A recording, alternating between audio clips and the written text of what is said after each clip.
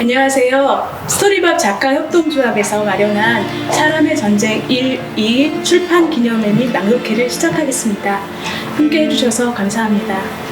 원래 저희가 책이 발간이 되고 그리고 함께 같이 만나는 자리에서 서로 이야기도 나누고 그리고 같이 축하하고 그리고 한국 전쟁에 대한 사건에 대해서 다시 한번 기억하고 생각하는 그런 기회를 가지려고 했는데요. 여러분도 잘 아시다시피 지금 코로나19로 상황이 어려운 상황이고 또 우리가 그런 수칙을 잘 지켜야 되는 그런 상황이기 때문에 지금 저희가 스토리밥 작가협동조합 중심으로 모여서 이렇게 녹화를 하고요. 이 부분은 내일 유튜브로 여러분하고 같이 나눌 생각입니다. 함께 해주시길 바라겠습니다.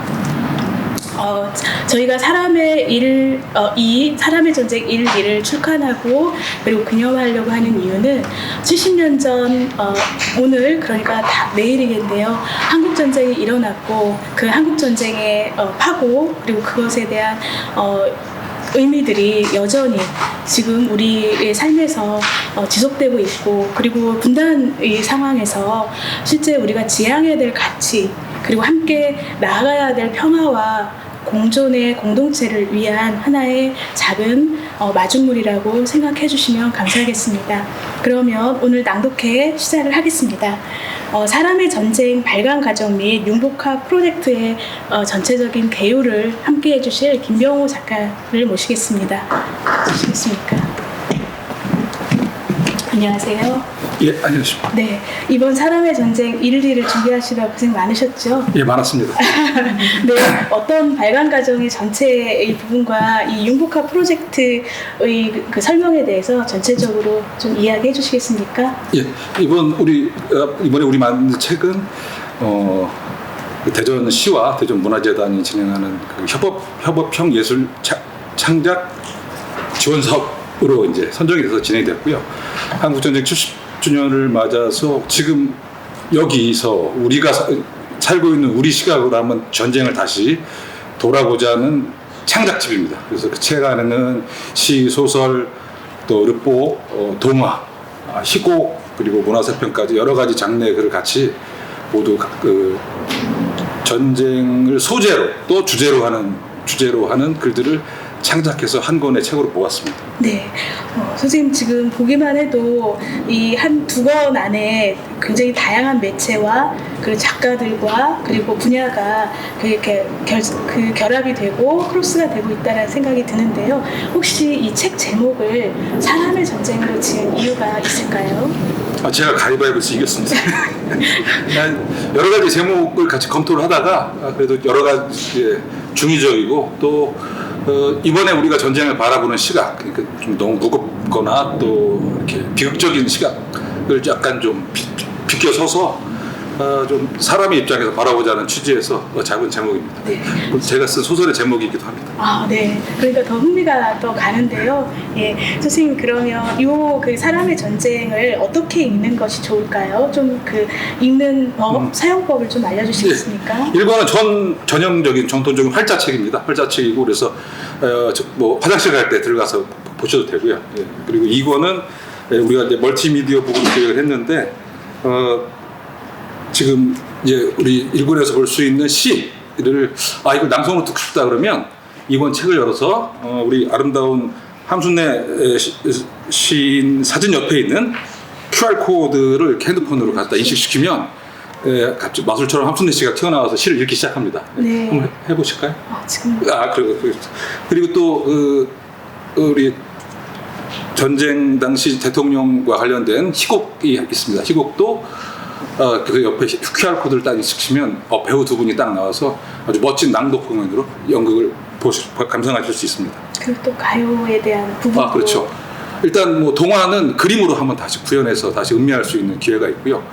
전쟁과 가요라는 그 문화세평은 그 당시 전쟁임에도 많은 사람들이 대중가요를 듣고 또 그때 음반도 나오고 그런 상황에서 그런 배경, 가요의 배경 그리고 그때 어떤 일들이 있었는지와 더불어서 직접 또 노래도 들어보실 수 있습니다. 네. 70년이 지난 지금 우리의 어떤 관점과 우리의 미디어가 서로 결합이 되면서 70년 전에 그 한국 전쟁을 다시 불러내서 호명하고 그것에 대해서 의미를 갖는 아주 뜻깊은 그런 기획이라고 할 수가 있겠습니다. 선생님 마지막으로 이걸 기획한 스토리밥 작가 협동조합에 대해서 간단하게 소개를 좀 해주시면 어떨까요? 작가들이 모인 협동조합입니다. 말하자면 이제 조그마한 회사라고 생각하시면 되는데 2013년에 처음 만들어졌고요. 회사와 다른 부분을 굳이 따지자면은 조합원 모두가 동등한 자격으로 같이 일을 참가하고 있고 또 뭐 수익 사업뿐만 아니라 공익적인 일도 같이 이렇게 모여서 일을 진행하고 있는 협동조합입니다. 아마 아직도 우리나라에는 뭐 작가들이 많은 협동조합은 아직 우리가 유일한 걸로 알고 있습니다. 네. 많이들 또 이렇게 조직을 해서 활동했으면 좋겠다는 생각도 합니다. 네, 제가 알기로는 원도심과 관련된 부분, 그다음에 대전문학관 중으로 같이 협업한 구슬 작가 채록도 있고, 그리고 또 지금 대전역 뿐만 아니라 어떤 대전 지역의 로컬리티를 한 번 더 되짚어보는 그런 의미 있는 활동들, 사업들을 많이 진행한 걸로 알고 있습니다. 조합원이면서 많이 까먹으셨네요. 그래도 이제 세월호와 관련된 네네. 기획해서 우리 지역에서 세월호 활동하시는 분들을 만나서 또 기록에 남기기도 하고 또 청소년 강좌도 진행하고. 예, 맞습니다. 저희 이렇게 기회를 드렸는데 더 하실 말씀 있으신가요? 예. 전체적인 개요와 그리고 사람의 전쟁에 대한 취지에 대해서 잘 이야기해 주셔서 고맙습니다. 두 번째로는 조금 전에 그 시 낭송에 대한 이야기를 좀 해주셨는데요. 한국 전쟁과 관련해서 그 가장 또 하나 중요한 그 지점 중 하나가 전쟁이라고 하는 그 자체의 실체도 중요하지만 그걸 통해서 이루어진 민간인 학살 그리고 어떤 좌우 이데올로기의 어떤 파고 속에서 희생당한 그런 그 희생자들이 참 많습니다. 대전도 그 산내에 곤령골의 어떤 아픈 역사를 가지고 있는데요. 최근에 그 곤령골에 대한 관심과 그리고 그 부분에 대해서 같이 재조명하자고 하는 움직임들이 일어나고 있는 부분은 아주 반가운 그런 일이라고 할 수 있겠습니다. 이 부분에 대해서 우리 함술래 시인께서 곤령골의 부분으로 그 서사시를 낭독해 주시겠습니다. 같이 들어보시면서 목소리와 그다음에 문자화된 그런 시를 같이 읽으시면서 그날의 어떤 현장으로 같이 한번 가보셔도 좋을 것 같습니다. 안녕하세요. 함술래입니다. 저는 이제 대전과 한국전쟁을 생각할 때 가장 먼저 곤령골을 생각했습니다.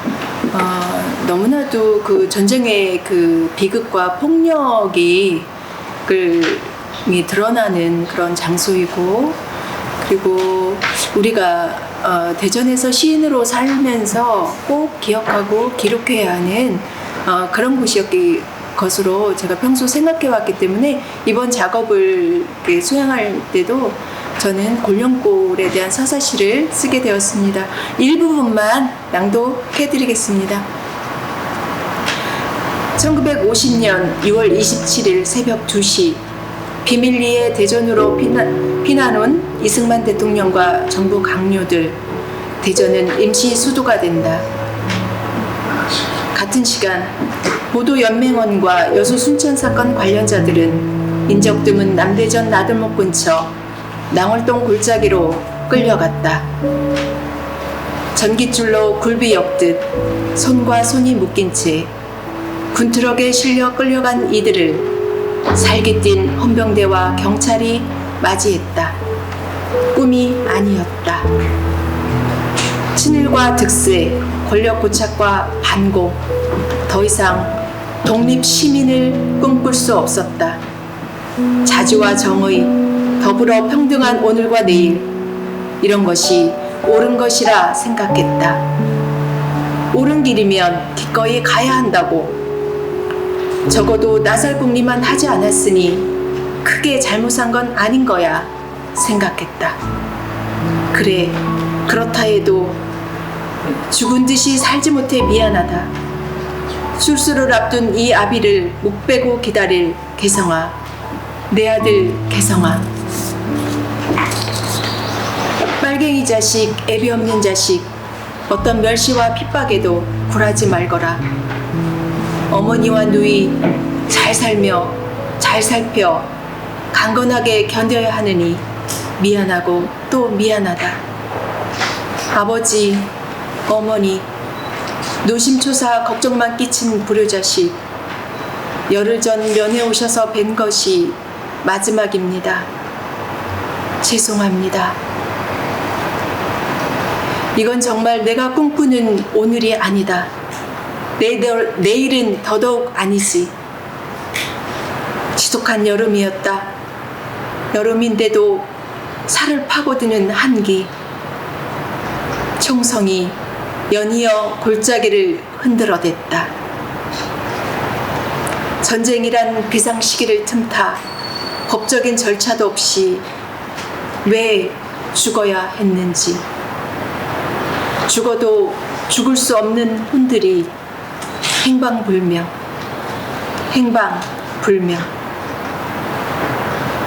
하루라도 위태롭지 않은 날 없었다. 아파도 아프다고 말할 수 없었던 마음. 긴 시간 끝에 지워지고 재갈이 물린 말문이 열리기 시작했으나 이미 훼손된 유해, 그마저 수습할 길 막히고 또다시 뒤엉키고 흩어지는 서름 겹겹. 언제쯤에야 희생자를 제대로 모실까? 상처의 뿌리는 깊어가는데 멈추지 않는 그리움, 잠들 수 없는 고통이 우거진 골짜기. 쓸쓸하고 쓸쓸한 새소리만 골수에 사무친다.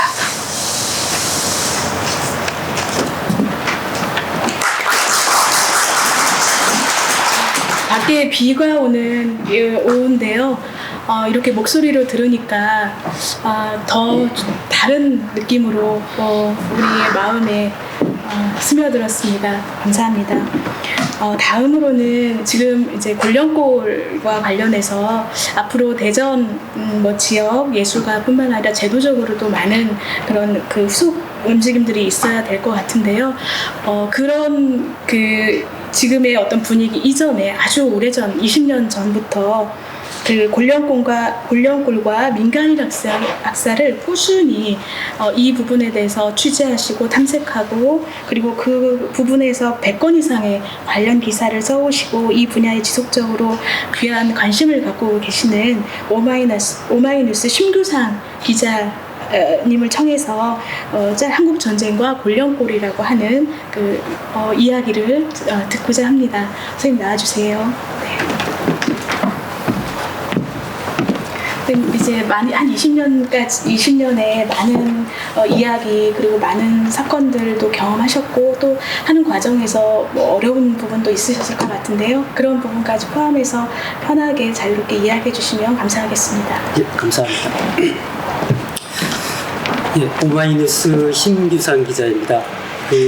짧게 저는 1950년 그게 이맘때 여름부터 이듬해 초까지 대전에서 무슨 일이 있었는가를 짧게 좀 요약해서 좀 이야기해 드리고자 합니다.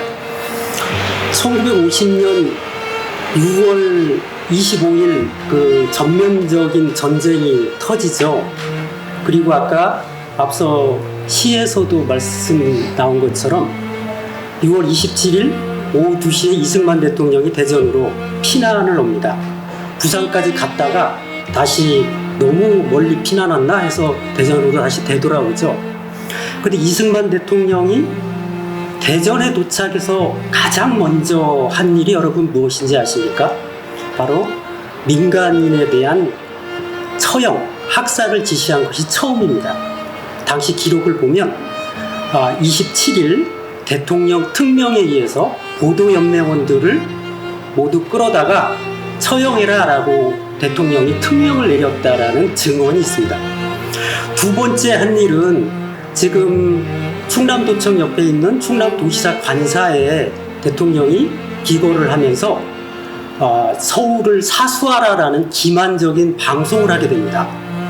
그 방송이 끝나고 서울이 안전하다고 믿은 사람들이 뒤늦게 남으로 이제 피난길에 오르다가 28일이었죠. 한강다리가 폭파되죠. 그래서 피난길에 오르면서 한강을 건너던 수백 명의 사람들이 다시 물속으로 그대로 수장돼 버리고 맙니다. 이승만 대통령이 대전에서 세 번째로 내린 그런 한 일은 뭘까요? 바로 대전 형무소에 수감되어 있는 사람들에 대한 학살을 다시 지시하게 되는데요. 이게 6월 27일이 조금 이따 2월 27일 날 매년 골령골에서는 유가족들이 희생자 추모제를 열고 있습니다. 왜 27일 날 열까요? 28일부터 산내에서 학살이 이루어지기 때문입니다.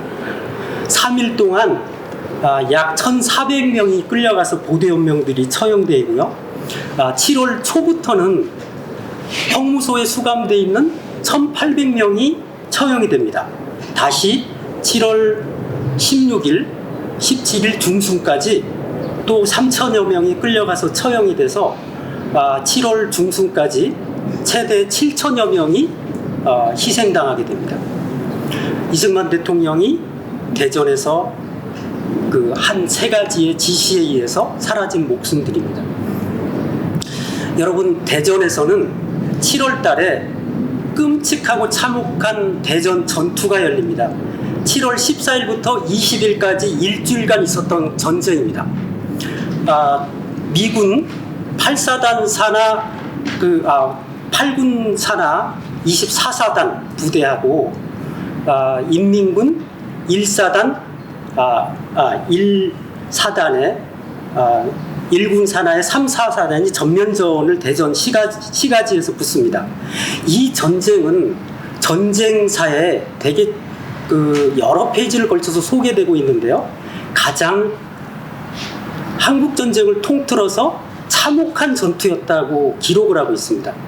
24사단의 사단 병력의 약 4,000명 중에 1,000여 명이 이 대전에서 미군 1,000여 명이 생명을 잃게 됩니다. 당시에 인민군 종군 기자가 북한 신문에 당시 상황을 기록한 것을 제가 짧게 적어왔는데요. 이렇게 쓰고 있습니다. 서대전 내거리와 시내 한복판이 아수라장이 벌어졌다. 탱크 위로 기어오르는 놈들을 새카맣게 탱크에 실은 채 달리다가 상체를 휠휙 휘둘렀다. 그러자 놈들이 곤두박이를 치며 공중으로 날아가 떨어졌다. 또다시 기어오르는 놈들을 새카맣게 동체 위에 싣고 불구덩이 속으로 들어가 휘둘러 떨어뜨렸다. 탱크 속으로 미군들이 인민군 탱크를 이렇게 기어오르니까 이걸 상판을 막 휘둘러서 나동땡이 들어서 죽였고, 또 상판을 휘둘러 오르니까 불구덩이 속으로 탱크를 몰고 가서 불에 태워 죽였다. 이런 것을 장면을 서술하고 있습니다. 당시 종군 기자가 이렇게 씁니다. 아비규환의 지옥 사태를 이루었다. 이렇게 씁니다. 이 전투는 아까 말씀드린 대로 가장 한국전쟁사에서 가장 참혹한 전투로 기록이 되고, 미군들 스스로도 남북전쟁 이래 고급 장교를 가장 많이 잃은, 전쟁 기간 통틀어 유례 없이 있는 숫자가 한꺼번에 죽었다. 이렇게 기록하고 있습니다. 이렇게 해서 대전 전투가 끝나는데 그 다음에 들어온 것은 인민군들이 들어옵니다. 7월 20일 인민군이 들어와서 가장 먼저 한 일은 또 무엇일까요? 대전 형무소로 달려갑니다. 형무소로 달려가서 수감돼 있는 사람들을 석방을 시키려고 봤더니 전부 골룡골로 끌려갔다는 얘기를 듣게 됩니다. 골룡골로 인민군들이 가보니 7,000명이 묻혀있는 현장에 게으른 선짓국처럼 핏물이 쌓여 있고요. 사람들의 시체가 목이 그대로 드러나 있고 손과 다리가 흙위로 삐져나와 있습니다. 흙이 없어서 돌덩이를 갖다가 시신을 눌러놨는데 이 시체 썩는 냄새가 진동을 하고 눈으로 볼 수 없는 그야말로 아비규환이 또다시 벌어집니다. 인민군은 대전경찰서에 인문보위부를 설치하고 대전 형무소를 인민교화소로 이름을 바꿔 달고 나서 다시 이 민간인을 학살한 주범들을 다 체포해오라고 합니다. 1,500여 명이 대전 형무소 인민교화소라는 자리에 갇히게 되고요. 다시 서울 대전을 후퇴하면서 이 1,500명의 인원을 다시 총살을 하고 올라갑니다. 전쟁이 인민군이 다시 물러갔습니다. 그러자 다시 군인 경찰이 다시 와서 인민군에 협조한 사람들을 다시 잡아가두라고 합니다. 수천여 명이 다시 대전 형무소에 갇혔고 50년 10월부터 51년 사이에 갇혀있던 다시 그 사람들이 인민군을 도왔다는 부역 혐의로 갇혀서 형무소에서 먹을 것이 없어서 굶어 죽고 장티푸스 같은 전염병에 병들어 죽고 또 맞아 죽고 이렇게 해서 최소 1,000여 명이 또 형무소에서 죽어나갑니다. 반년도 안 되는 사이에 양측을 합쳐서 1만여 명이 넘는 시민들이 목숨을 잃게 됩니다. 이게 바로 그 50년 6월 말부터 51년 초까지 대전 땅에서 이루어졌던 일입니다. 그러면 지금 이 끔찍했던 한국전쟁 70년사에 대전 시민들 그리고 정부는 이 전쟁을 대전 전투를 어떻게 기록하고 있을까요? 여러분 대전 남문광장에 가면 보라매 공원에 대전지구 전투 호국 영웅비가 있습니다. 이 자리에서는 매년 대전시장이 참석해서 전승 기념식을 갖습니다. 이 대전 전투를 승리했다라는 전승 행사입니다. 보문산에 가시면 유엔탑이 있습니다. 대전지구 전승비입니다. 또 조금 올라가시면 야외음악당에 또 대전지구 전적비가 또 전승비로 서 있습니다. 사정공원에 가시면 망향탑이 있고요. 보훈공원에 가면 그때 싸웠던 사람들을 기리는 참전용사 2패가 모셔져 있습니다. 대전 형무소 자리에는 애국지사 영령 추모비가 당시 KBS가 세운 영령비가 있고요. 또 동대전 광장에 가면 김재원 기관사 등 당시 띵소장 24사단 사단장을 구하기 위해서 순국했다라는 순국비와 기념비가 또 서 있습니다. 대전 지구를 통틀어서 10여 개의 전쟁을 기념하는 또 전적비를 기리는 이런 기념비들이 서 있는데요. 저는 여러분들에게 마지막으로 이 대전의 전투, 대전의 전쟁을 기억하는 방식, 내용을 바꿔야 된다고 말씀드리고 싶습니다. 영웅 중심, 전적비 중심이 아니라 그 당시에 아무 이유 없이 죽어갔던 1만여 명의 민간 희생자들의 아픔과 그 아픔을 기리는 피해자 중심으로 전쟁을 기억하는 방식과 내용을 바꿔야만이 대전에 우리가 대전을 평화의 땅이고 전쟁에 그 참혹함에서 교훈을 얻을 수 있다. 이렇게 좀 말씀드리고 싶습니다. 이 자리가 오늘 그런 대전의 전쟁, 대전의 전투, 대전의 만 명이 희생된 그런 희생자들의 값어치, 목숨값을 다시 한번 재조명하는 그런 자리가 되리라고 믿습니다. 감사합니다.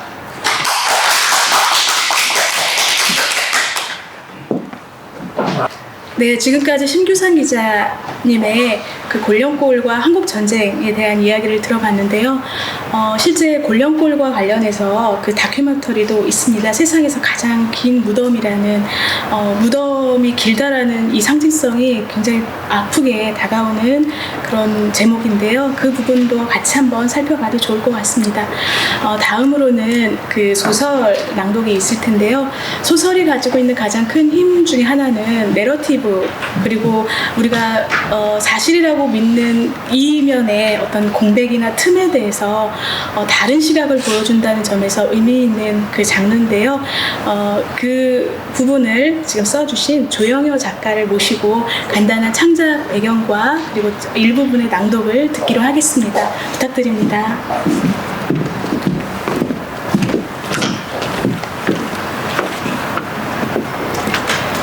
안녕하세요. 조영여입니다. 제 소설은 코로나 감염에 대한 그 불안을 겪고 있는 현재의 여자가 자기 불안의 뿌리를 더듬어가는 과정에서 한국전쟁 당시에 죽은 한 여인의 목소리를 듣게 되는 내용입니다. 그 여인의 목소리 가운데 일부를 낭독하겠습니다. 오르골의 노래. 골짜기엔 무수한 소리가 있지. 나는 여기서 모든 이들의 음성을 들어. 살아남은 자와 죽어간 자. 골짜기에서 우우 바람소리가 나거나 빗소리가 날 때에는 파도가 밀려오듯 소리가 밀려와. 그 속에서 너와 접속해. 이 이야기들은 모두 나의 이야기이자 너의 이야기이기도 할 거야. 각자가 지닌 현실이 메비우스의 띠처럼 뒤얽혀 이어져 있다고 해야 할까. 남편은 딱히 잘못을 범한 일이 없으니 별일 없을 거라고. 내일이나 모레쯤이면 나올 테니 걱정 말라고. 그렇게 내 불안을 재우더니 그게 마지막이었어. 떠나기 전 며칠째 비가 내렸어. 6월인데도 추웠어. 그날따라 유독 으슬으슬 추웠어. 해질 무렵 남편이 아궁이에 불을 뗐는데 그는 고르게 뗄 줄을 몰라. 아랫목이 다 타버릴 정도였으니까. 참 서툴렀어. 해본 적이 없었으니까.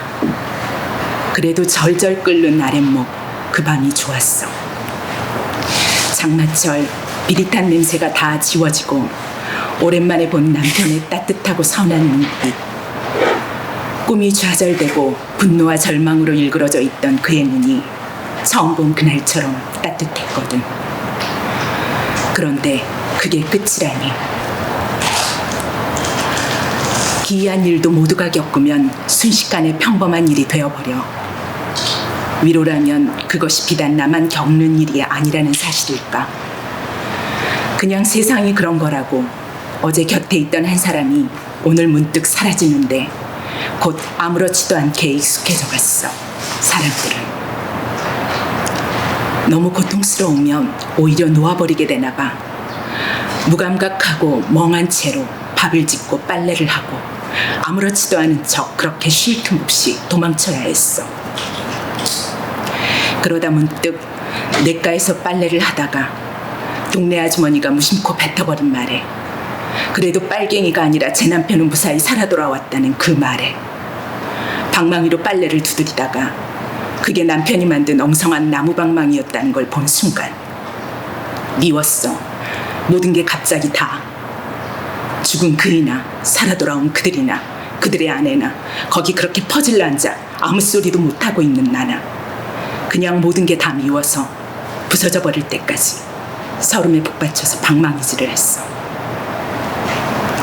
안악들이 슬금슬금 개울가를 떠나고 해가 지고 방이 으스러지도록 그렇게 방망이를 두드리다 부서진 방망이를 껴안고 울었어. 물소리에 이 서름이 다 실려갈 수 있다면, 그렇게 함께 떠내려갈 수 있다면. 골짜기에선 여전히 소리가 들려. 이젠 화해할 수 있는 것들과 아직도 여전히 화해할 수 없는 것들 사이에서 파도가 몰아치는 소리. 언제쯤 끝날 수 있을까? 끝은 있을까? 이야기는 분명 내 삶을 조금씩 어디론가 옮겨놓겠지. 어느 쪽으로든 비친 그림자를 남길 테고. 다만 그 그림자가 부디 크지 않기를. 지나간 나의 계절보다 너의 계절에는.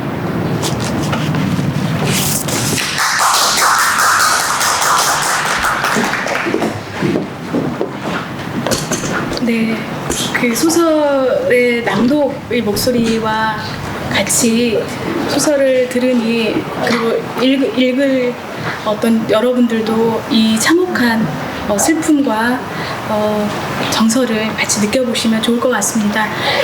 사람의 전쟁에는 이 낭독한 그 외에 과학적 상상력으로 어린 아이, 지금을 살아가는 아이가 전쟁을 겪은 할머니 이야기를 그 껴안은 그런 동화도 있고요. 그리고 대전 인근 지역에 그 전쟁을 겪은 그 기록을 바탕으로 해서 전쟁 중에도 삶은 이어지고 그리고 그 속에서 희망과 위안이 있는 그 삶에 대해서 쓴 사람의 전쟁 김병호 작가의 소설도 있고요. 그리고 지금 제가 간단하게 소개할 그 부분은 르포입니다.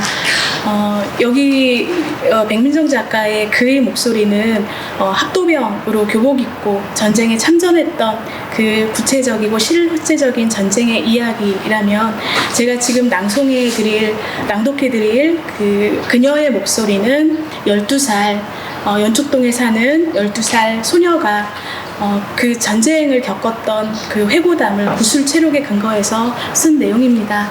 한국 전쟁은 참전한 것뿐만 아니라 전쟁의 화고 안에서 어떻게 많은 사람들이 살아있는지 그 생생한 목소리 그리고 다양한 목소리를 우리가 같이 듣고 그 의미를 되새기는 일이 무엇보다도 중요하다고 생각합니다. 구술체록을 바탕으로 해서 쓴 르포의 부분을 그리고 읽고 그리고 그걸 통해서 제가 느낀 한국전쟁에 대한 이야기를 낭독을 해드리겠습니다. 전쟁은 피란민들에게는 또 다른 전쟁터였다. 피란 갔다 오니 성경책에 곰팡이가 나고 미싱도 다 상했다. 지금 같으면 비닐로 쌌을 텐데 집안에서 제일 중요한 미싱에 녹이 생기고 성경책 껍데기도 하얗게 되고 애기 발은 동상에 걸려 빨갛게 부풀고 배가 고파서 난리였다. 그녀의 어머니는 참 정이 많았다. 목이 말라도 우물이 어디 있는지 몰라 피란민들은 물을 못 마셨다. 그녀의 어머니는 집에서 한 10km쯤 되는 우물에서 무거운 옹기 그릇에 물을 길어와 바가지 띄워놓고 피란민들에게 물 마시고 가라고 마련해 놓았다. 하루 32번 빈 물동이를 날랐을 정도로 그녀의 어머니는 인심이 좋았다. 정많은 부모님 덕분에 피란민들은 그녀의 집에서 몇 달씩 머물다 떠날 수 있었다. 그렇게 어려운 일을 겪고 난 후에도 시련은 계속되었다. 교회 다닌다고 그녀의 아버지를 인민군이 잡아갔다. 인민재판을 열어 아버지를 사형시킨다고 데리고 갔다. 그때 30살 젊었던 그녀의 어머니는 울었다. 무엇인가 할 말을 잃어버렸다는 듯 그녀는 한참을 말을 못 잇는다. 아이고, 내가 뭔 말을 하려다가 스토리를 잊어버렸네. 지난 시절 그 장면에 멈춘 것처럼 아련하게 느껴진다. 인민재판은 한국전쟁이 준 또 다른 큰 상처였다. 곡식이 있어도 먹을 수 없었다. 맨날 인민군이 와서 퍼갔다. 그래서 마구간을 다 치우고 그 속에다 6가마니를 묻어놨다. 이걸 방앗간에 가서 쪄야 먹는데 인민군 패거리들 때문에 방앗간에서 안 쪄주었다. 그들은 인민군 패거리라기보다 동네 사람들이었다. 촌사람한테 완장 하나씩 차주니까 너무 뛰어노는 거였다. 그 사람들은 잘 사는 사람을 가만두지 않았다. 그 사람들은 손바닥을 봐서 손이 고운 사람은 다 잡아갔다. 손에 굳은 살이 박힌 사람은 고생했다고 안 잡아가고 손이 고운 사람은 고생을 안 하고 남의 피 빨아먹었다고 잡아갔다. 가게를 하던 옆집 아저씨는 내 귀퉁이 나무에 묶여 사시가 찢겨진 채 불에 타서 죽었다. 인민군들이 그렇게 잔인하게 많은 목숨을 죽였다. 말도 못해요. 지금 애들 아무도 몰라. 그래, 내가 이 말을 왜 해주냐면 우리 2세들이 알아야 돼. 알아야 되기 때문에 너무너무 기가 막혀가지고 그렇게 해서 한두 사람이 죽은 게 아니야. 눈만 뜨고 나면 죽어. 눈만 뜨고 나면. 전쟁은 시대의 폭력이다. 생명과 인간 존엄을 파괴한다. 6.25는 진짜 잊지 말아야 된다고. 남침이지 북침이 어디 있냐고 그녀는 거듭 말한다. 구술하는 내내 그녀는 인민군을 빨갱이라고 호명했다. 12살 소녀가 뚜렷하게 경험한 총알의 소리, 삶과 죽음의 현장에 내몰린 두려움과 공포, 아군과 적군을 식별해야만 하는 경계, 두려움, 굶주림을 벗어나 살아남기 위한 몸부림, 폐허 속에서도 피어난 인정과 모성애를 여둔들이 그녀가 아프고 선명하게 떠올린다. 역설적으로 폐허 속에서도 휴머니즘과 고통을 위모하는 작고 낮은 인정과 연대는 공존한다. 한국 전쟁을 기억하고 현재화하는 일은 소중한 작업이다. 전쟁을 겪은 그 그녀의 목소리를 잊지 않는 것이 우리의 삶을 이해하고 지속 가능하게 하는 힘이다. 내 말은 다 내 얘기여, 내 얘기, 내가 겪은 대로 한 거여. 내리며 가슴에 깊이 새겨진 두려움과 공포에 떨던 유년 시절의 시간과 장소들, 그리고 사랑하는 사람들의 이름과 목소리와 눈빛들. 6월 뜨거운 햇볕에서도 그날의 기억은 서럽도록 시리게 다가온다. 상처의 날들을 육성으로 전하는 이 생존의 이야기를 어찌 잊을 수가 있을까? 한국 전쟁에서 살아낸 사람들과 그 경험을 기억하는 일, 그것이 우리가 함께 살아가고 있다는 현재적 의미일 것이다. 감사합니다. 네, 구술 체록을 바탕으로 쓴 르포에서 그 어르신들을 한결같이 전쟁은 어떤 경우도 일어나서는 안 된다, 전쟁은 안 된다라는 이야기를 하셨습니다. 어떤 형태든 전쟁은 참혹하고 고통스러운 일이라는 것을 지금도 그분들은 기억하고 그리고 또 트라우마처럼 가지고 계셨습니다. 우리가 기억하고 그리고 위로해야 될 일들이 또 하나가 더 잊지 말아야 되는 부분이라고 생각합니다. 우리 르포뿐만 아니라 SF 과학적 상상력으로 현대 아이와 한국 전쟁을 겪은 할머니의 이야기를 통해서 할머니의 기억과 그 아픔을 껴안는 그 동화, 정재은 작가의 동화도 있고요. 그리고 1950년대 일반 대중들의 어떤 마음과 그리고 그 당대를 그려진 대중가요의 세평을 쓴 이수경 작가의 글과 QR코드도 한번 읽어보시면 좋을 것 같습니다. 지금은 이제 마지막 순서인데요. 낭독 공연의 부분입니다. 계란을 먹을 자격을 쓴 정덕재 작가의 희곡을 바탕으로 오늘 낭독 공연을 해주실 텐데요. 대전에서 활발하게 활동하고 계시는 배우극단 홍시의 대표이신 이종목 그리고 신정임 배우께서 그날 대전의 관사에서 5일 동안 무슨 일이 있었는지 이 부분을 아주 맛깔나게 그리고 그러면서 어떤 의미 깊게 낭독해 주실 거라고 생각을 합니다. 부탁드리겠습니다. 예. 정덕제자 계란을 먹을 수 있는 자격 제3막. 어두운 부엌에서 달그락거리는 소리가 난다. 모습은 어렴풋하게 비친다. 이거 새우젓을 어디다 뒀지? 등어간지한다고 불을 못 켜게 하니 찾을 수가 있나? 곤쟁이 젓을 어디 둔 것 같은데. 간이 제대로 맞아야 할 텐데. 어두운 마당에서 남자가 서성이고 있다. 멀리서 새소리가 들린다. 저 새도 전쟁이 났는지 알려나? 전쟁이 나도 새들한테는 총질 안 할 테니 너희들은 그래도 걱정이 덜 할 것 같은데. 에휴, 산 사람이 문제지. 어제 신문에는 국군이 북으로 진격한다고 하던데 상황이 딴판인 모양이네 그려. 부엌에서 작은 불이 잠깐 새어나오다가 꺼진다.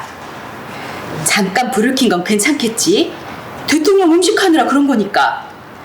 맛은 괜찮은데 입맛이 맞으실지 모르겠네. 한번 맛이라도 보라고 할까? 밖에 있어요? 남자는 이상한 동작을 하고 있다. 새들은 어떻게 마음을 나누나? 날개짓을 마구마구 하면 알아들으려나? 남자가 가볍게 몸을 흔들며 춤을 춘다. 아니면 나무에 앉아서 뒤뚱뒤뚱 춤을 출까나? 여자가 부엌에서 나온다. 거기 있으면서 왜 대답을 안 해요? 나를 불렀나? 애타게? 애타게는 아니고 그냥 불렀어요. 가끔은 애타게 나를 한번 불러봐. 저 새들처럼 말이야. 얼마나 낭낭해? 얼마나 듣기 좋아. 저렇게만 부른다면 내가 남자가 조금 전에 춘 춤을 다시 춘다. 춤을 추지. 달밤에 새들이 웃겠어요. 와서 계란찌개 맛 좀 봐요. 깜깜하니까 문턱 조심하고. 여자는 들어가고 남자는 여자의 뒷모습을 물끄러미 바라본다. 그럼 그렇지. 나를 위한 계란찌개였어. 생일 한 달 기념. 마침 등화간 죄로 불도 켜지 못하고. 알고 보면 음흉한 사람이네. 왜 갑자기 가슴이 뛰지 이 나이에? 그래요. 사람의 감정이란 것은 나이와는 관계가 없는겨. 물론 나이가 들면 감정에도 주름이 생기기는 하지만 말이야. 남자는 어두운 부엌에서 두리번거린다. 여자는 계란찌개를 바라보고 있다. 남자의 손이 주변을 더듬거리다가 여자의 손에 닿는다. 아니, 이런 검은 손이 누가 손을 잡으라고 했어요? 찌개 맛을 보라고 했지? 아유, 어둠 속이라 잘 보이지 않아서 그렇지. 아무리 내가 경고 없어도 덥석 손을 잡고 써. 그리고 내 손은 검은 손이 아니라 투박한 손이요. 투박한 손이자 검은 손이죠. 그게 무슨 투박한 말이랴?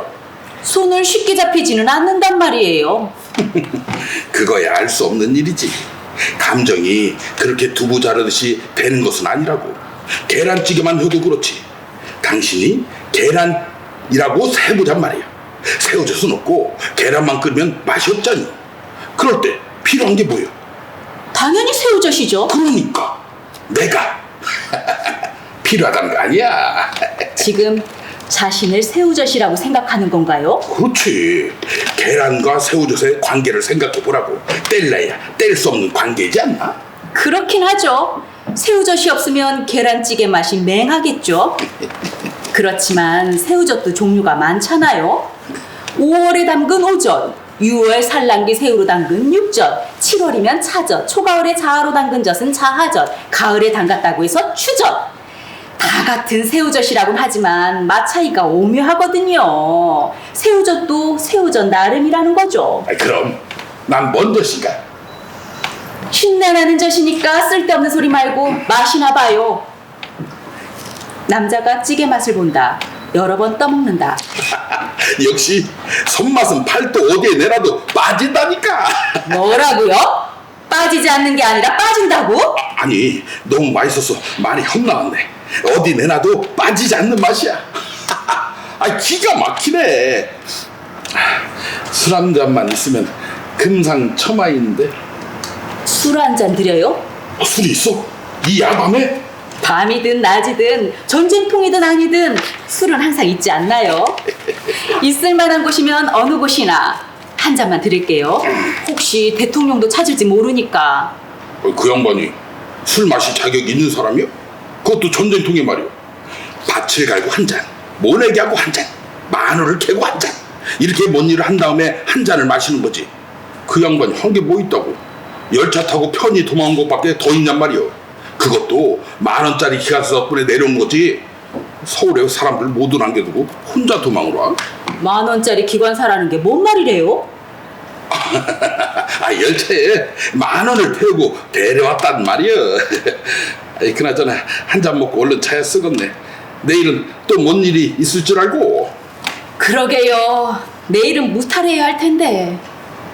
갑자기 달그락 소리 들리고 냄비 엎어지는 소리가 크게 들린다. 목소리만 들린다. 아이고, 계란찌개! 이거 내일 보충해서 2박 사드릴 건데 이거 쏟으면 어떻게 한디야? 계란도 힘들게 구해왔는데 큰일 났네. 큰일 났어. 찌개를 쏟은 게 큰일이요? 전쟁 나서 도망온 게 큰일이요?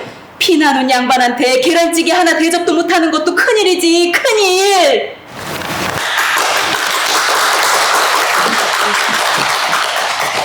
이분 배우분의 육성으로 듣는 이 계란을 먹을 자격에 대해서 들으니까 그때 생생한 느낌이 듭니다. 그리고 우리가 어떤 자격에 대해서 다시금 생각하게 하는 아주 중요한 열쇠말이라고 생각이 듭니다. 있는 곳에서 그리고 각자의 삶에서 최선을 그리고 거기에서 온몸을 쏟았을 그때 당시에 일반 사람들의 비친 위정자 그리고 정치 일을 하는 그 당대의 사람들에 대해서 우리는 어떤 자격을 물을 수 있을지 다시 한번 생각하게 하는 그런 희곡 낭독이었습니다. 지금까지 사람의 전쟁 낭독해 낭독회를 진행을 했습니다. 그 스토리박 작가분들 고생 많으셨고요. 그리고 대전문학관 그리고 대전시청 협업을 통해서 이렇게 의미 있는 시간을 갖게 돼서 정말 뜻깊고 그리고 좋았습니다. 지금 코로나19도 어떤 다른 현대의 전쟁이라고 할 수 있습니다. 포스트 코로나에 대한 이야기가 무성하고 굉장히 많이 계획을 해야 한다고 하는데요. 지금 이 상황과 더불어서 1950년, 우리 70년 동안 지금 이어지고 있는 아직도 현재 진행형인 한국 전쟁에 대해서 그리고 지금 남과 북의 어떤 상황들이 녹록지 않은 상황에서 우리는 앞으로 어떤 그 방향성을 갖고 어떤 항해를 해 나갈지 같이 고민하고 연대하고 그리고 함께 위로하고 이 시기를 잘 극복하고 견뎌내야 할 것 같습니다. 지금까지 낭독회에 참여해주신 여러분들 감사드리고요. 다음에 더 좋은 기회가 있다면 또 다른 자리로 인사드리겠습니다. 이상으로 낭독회를 마치겠습니다. 감사합니다.